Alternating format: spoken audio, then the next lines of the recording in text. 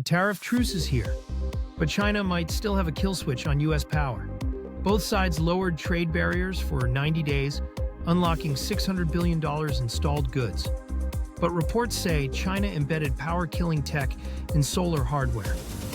So yeah, while the market celebrates, the real risk might be hiding in plain sight. Watch the full video, because not every deal made in daylight is what it seems in the dark. Moving forward to thing number 2, we're talking about U.S. and China. A couple weeks ago, obviously, we heard the news, some sort of deal, or at least inching closer to a tariff truce deal.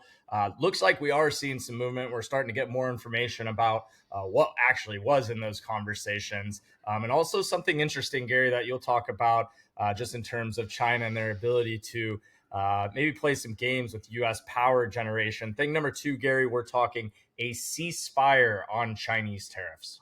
So, Rob, you're right. The news on this has changed and changed. So, first President Trump announced gigantic tariffs on China.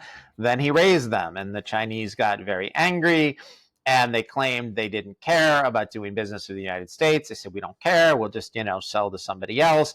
But then, remember, they lowered their version of the Fed funds rate, which is, was not an indication of strength on their end.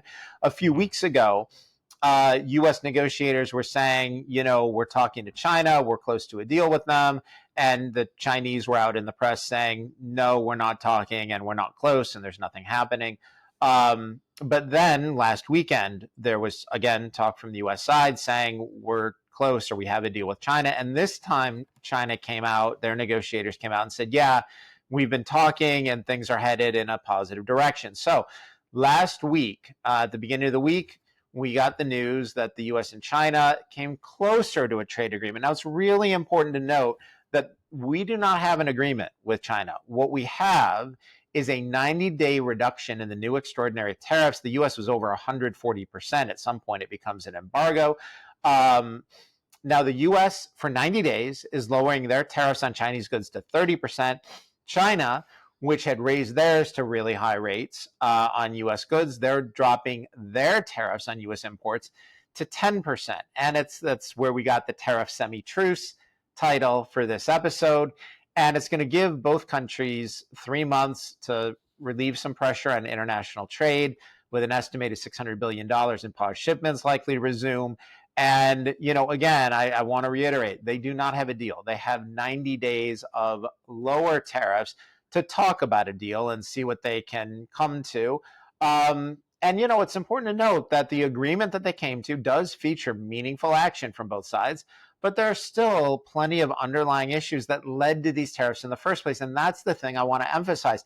They didn't resolve anything, right? There are reasons the United States is unhappy with our relationship with China and want to change it. And those are valid reasons. And, I understand why the Chinese were not happy seeing 140% tariffs on their exports to the United States.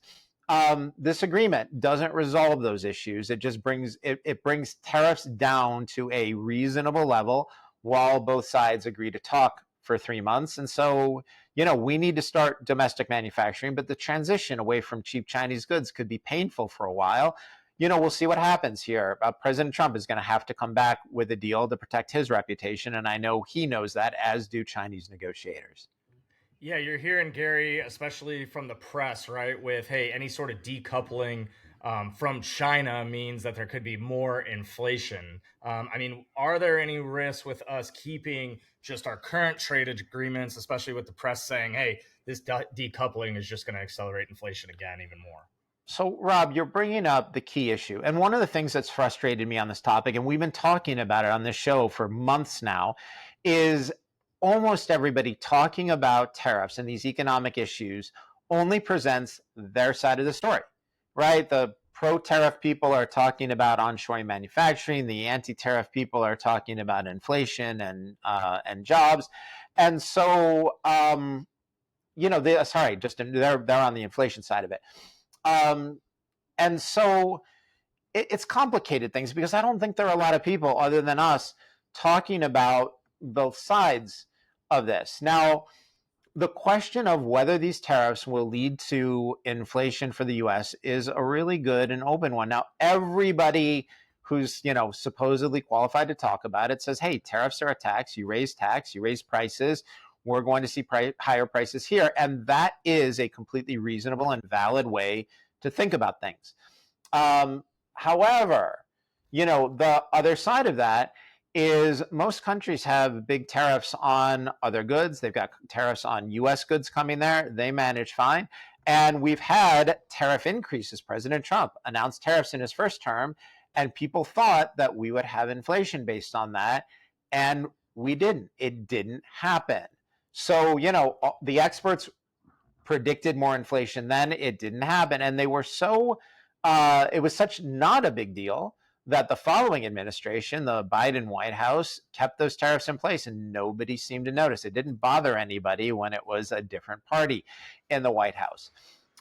So there's, it's an open question. And I think Anthony Pompliano did a really interesting research piece a few weeks ago where he said, hey, it's reasonable that people think there'll be more inflation, but he went back and actually looked at examples of when tariffs went up. And in general, they did not cause more inflation.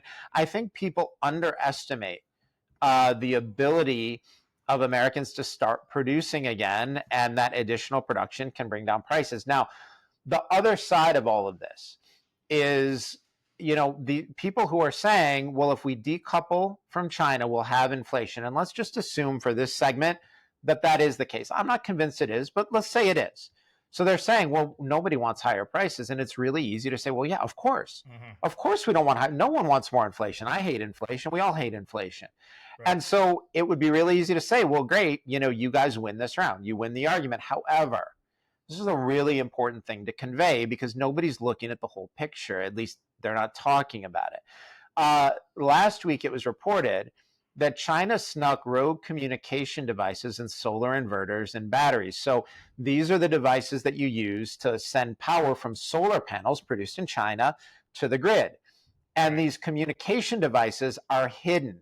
So normally when the utilities get this equipment, they disable, any communication devices, and the Chinese hid them, so they were very difficult to find. And these communication devices could be used to shut down U.S. power systems, putting the U.S. in a gigantic problem. They could cripple our grid. And so my point in all of this is that while we understand why some Americans are worried about the pain of decoupling from inexpensive Chinese goods, and they're worried about inflation, that's a reasonable fear. We want to point out there are huge costs to doing business with people who engage in this kind of behavior. There are costs and risks to doing business with people who are sneaking in a way to shut down our grid and cause mass panic and chaos. And, what if it's your home or your business or your local hospital that's connected to the grid? What if it's, your fire department that's not getting signals? So, using China's language, we again urge China to apologize for this wrong action and to change course. Great stuff there, Gary, and interesting developments, especially just as U.S.-China relations move forward. We'll keep everybody in tune with tariff conversations, negotiations, and what those actually mean, and breaking down all the nuance that you hear from the press. You're watching the 5 Things to Know in Investing this week. This is the temporary tariff truce issue. Head over to deepknowledgeinvesting.com.